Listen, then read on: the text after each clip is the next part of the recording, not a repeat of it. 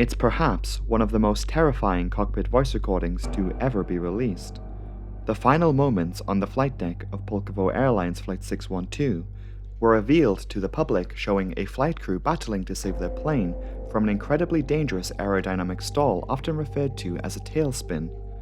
The Russian airliner had flown into precarious weather conditions. The crew seemingly tried to avoid such weather, but somehow found themselves in this dangerous scenario.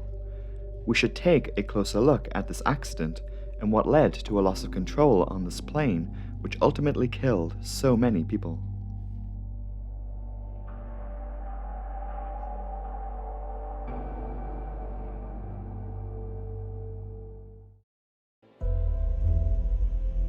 During the summer months, the Russian city of Anapa, located on the Black Sea, becomes a popular tourist destination, mainly for other Russians flocking to the region from other parts of Russia. Temperatures can soar to above 30 degrees Celsius, rivaling Mediterranean destinations. Anapa's airport was just one of many domestic destinations served by Pulkovo Airlines, based out of St. Petersburg. The accident flight of discussion today occurred on August 22, 2006.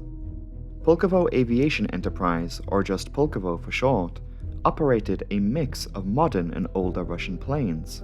Among these was the Tupolev 154, a plane we have already discussed on the channel, but to recap, the aircraft was one of the most popular planes to ever be developed in the Soviet Union. The three-engine design is very reminiscent of the Boeing 727. It's a single-aisle, narrow-body passenger plane that was very abundant in the Soviet Union, and thus continued to fly for many carriers in Russia and former Warsaw Pact countries following the Cold War. During this time in the 2000s, the Tupolev 154 was still very common in this part of the world. On that August day in 2006, this particular plane was making a simple trip between St. Petersburg and Anapa. The first leg of the trip into Anapa went as planned, and the return trip back north was scheduled in the afternoon. At just after 3 p.m., Flight 612 left Anapa for the return trip.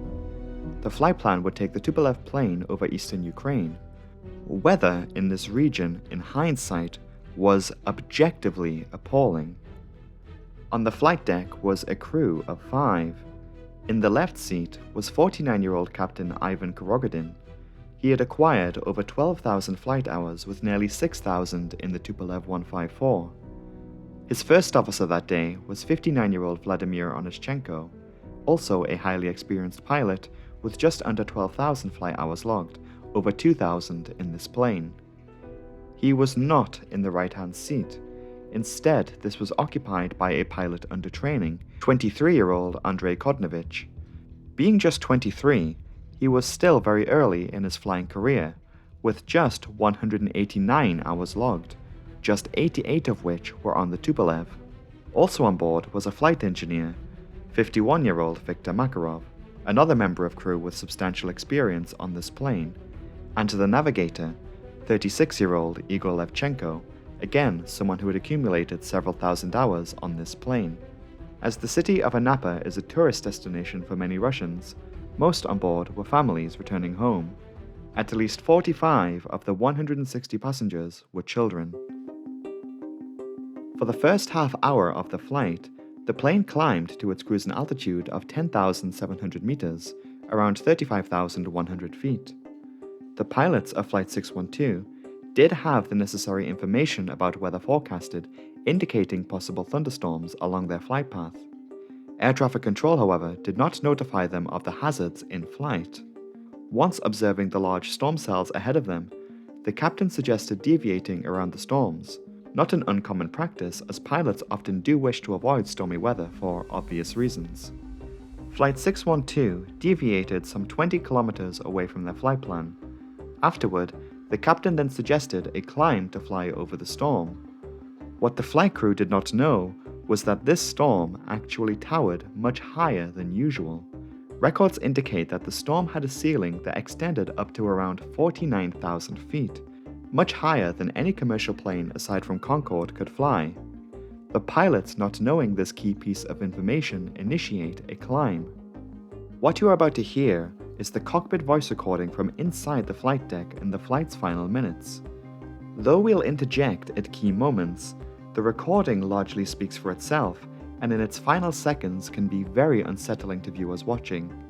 I have attempted a restoration of the low-quality recording and attached subtitles for your convenience.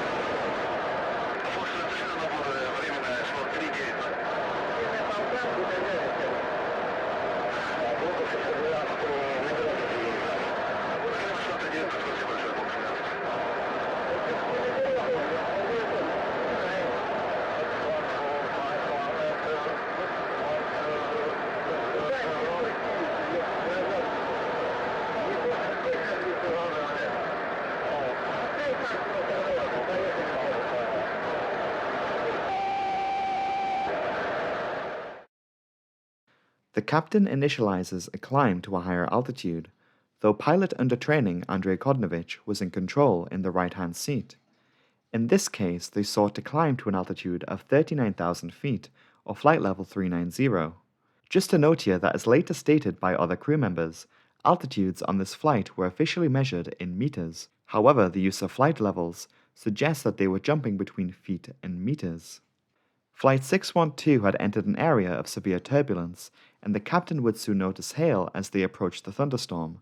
The comments from the pilots would suggest that it may have been unbearable and likely a highly uneasy experience for the passengers, who statistically were not frequent flyers. Though turbulence in the past has been a cause of air accidents, in this case, though it was present, it was merely an environmental factor which pushed the captain to ascertain a higher flight level in the hope of avoiding it.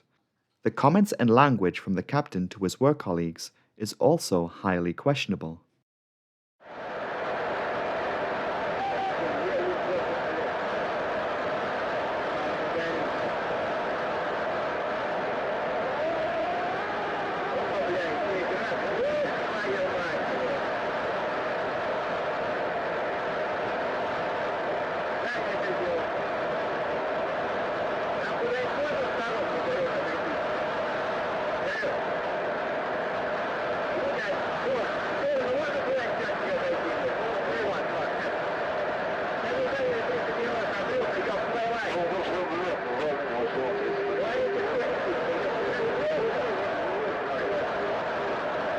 Here, the stall warning can be heard.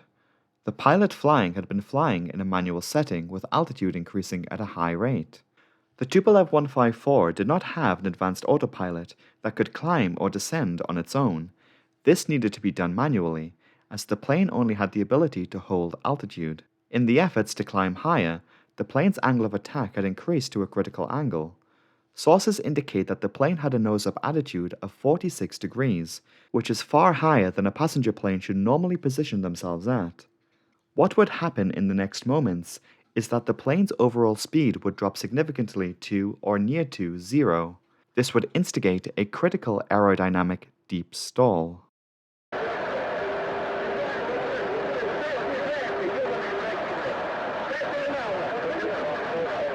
The captain suggesting to not descend or lower the nose goes against the very nature of pilot instincts when it comes to a stall. Stall recovery can usually be defined as a nose-down attitude with maximum power. Kinetic energy generated by an aircraft in a stall recovery maneuver can allow a pilot to pull the plane out of an intentional dive. Captain Korogodin called for maximum engine power but not a descent, contradicting his first officer, who immediately suggested a descent. The captain would soon concede, but not before the plane would enter a deep stall that would transition into a tailspin. A tailspin, also known as a flat spin or simply spin for short, can be highly dangerous and difficult to impossible to recover from. Pulkovo Flight 612 began to drop.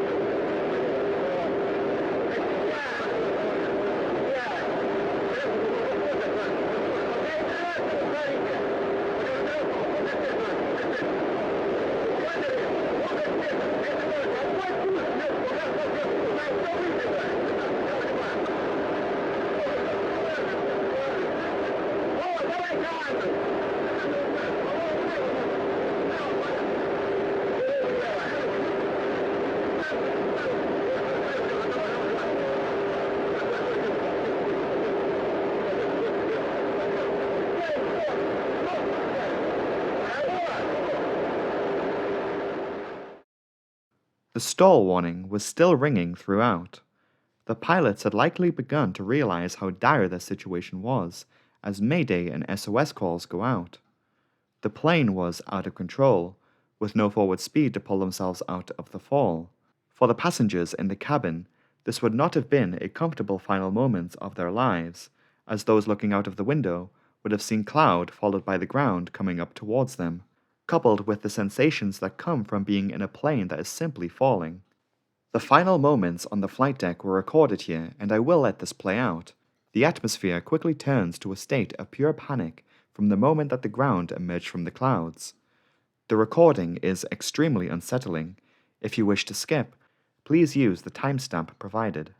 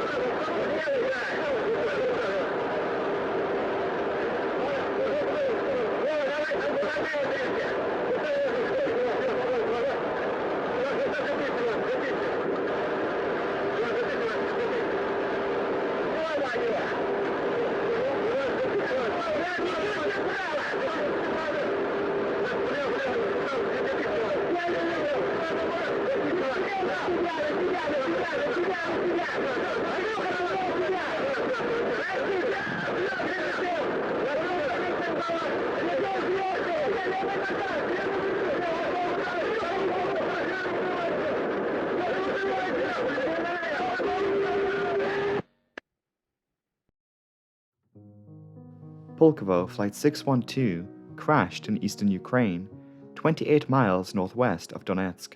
The crash was captured on cell phone video, the footage of which is available right here on YouTube. There were no survivors from the disaster, which killed 170 people. The cause of the crash, according to the investigation, was broadly put down to pilot error. However, the more nuanced conclusion would be the critical angle of attack, which resulted in an unrecoverable deep stall transitioning into a tailspin. This was in part due to pilot error, but also contributing was the pilot training and flight manuals not having detailed explanations of how to appropriately execute a climb at high altitude in this particular plane. The lack of simulator training was also cited. The crash of Flight 612 also seemed to resemble another plane crash which occurred the previous year in 2005. A McDonnell Douglas MD-80 operating for West Caribbean Airlines also entered a deep stall over Venezuela, which resulted in a deadly crash which killed 160 people. Perhaps we'll look at this incident one day in its own video. The Tupolev 154 continued to be a popular plane for a few more years before its gradual retirement from passenger service in the 2010s. As for the airline Pulkovo, that carrier was owned by the Russian government and was soon rebranded as Rossiya later that year following the incident.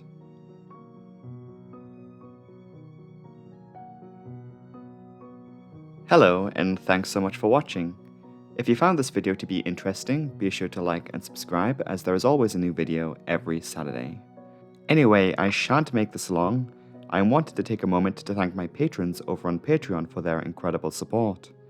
If you would like to have your name featured here or read out at the end of the next video, you can join the Disaster Breakdown Patreon from £3 per month, and the link to that will be in the pinned comment below. Patrons also get early access to all new videos 48 hours before they go out publicly on YouTube. So a thank you to my £5 tier patrons, Avery Teoda, Hunter Heilman, Hector Palmatellas, Jennifer Friketic, I hope I said that right, also a new joiner, Joey, Joe Ambrosia, Ken Zachman, Kenneth Morins, Leon Sant Jennings, Murray Ennis, MG, Michelle, Mom Left Me at Best Buy, MX Koi Fish, Pac-Man 7, Panic Chicken, Pedro Cruz, Pipsqueak, Rebecca Rivers, Rez, Ria Wheatley, Saria Melody, Sleepy, Sue Shoes, TriStar Triforce, and Tristan Kriegsman. Thank you all so much.